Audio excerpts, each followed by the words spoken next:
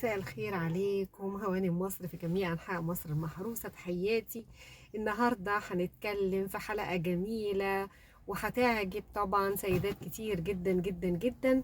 هنتكلم عن مستحضرات التجميل، وإزاي قدماء المصريين أو الفراعنة أجدادنا ملوك وملكات مصر كانوا بيهتموا جدا جدا بالنواحي التجميلية في حياتهم، وكانوا بيهتموا قوي قوي قوي بمظهرهم الشخصي جدا، وكانوا بيحبوا دايما يظهروا في أحسن صورة لهم. طبعا عشان كلنا نعرف إن أول من اخترع مستحضرات التجميل هم الفراعنة أو قدماء المصريين، واعتمدوا في صناعات مستحضرات التجميل على الحاجات الطبيعية كلها، ما استخدموش أي حاجة كيميكالز وما دخلوش أي حاجة كيميكالز في مستحضرات التجميل. هنعرف في الحلقة دي النهاردة ازاي قدماء المصريين عملوا الميك اب المكياج اللي كان ايامهم طبعا ادوات الزينة.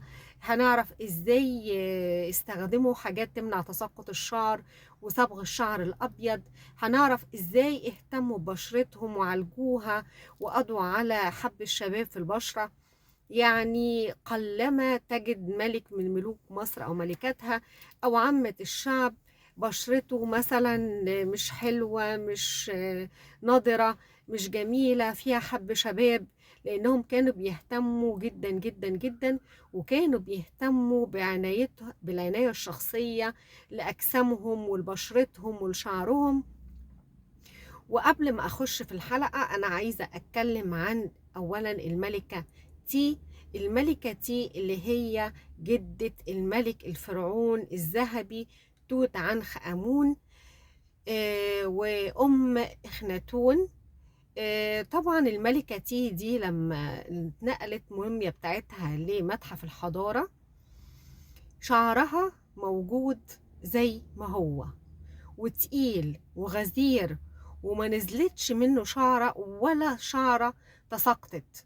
فلما اتكلموا مع علماء الآثار والخبراء في الموضوع ده وقالوا ايه سر ان الملكة تي بعد طحنتها وبعد آلاف السنين اللي مرت عليها والشعر موجود زي ما هو، قالك كانوا بيعتنوا بشعرهم اعتناء غير عادي.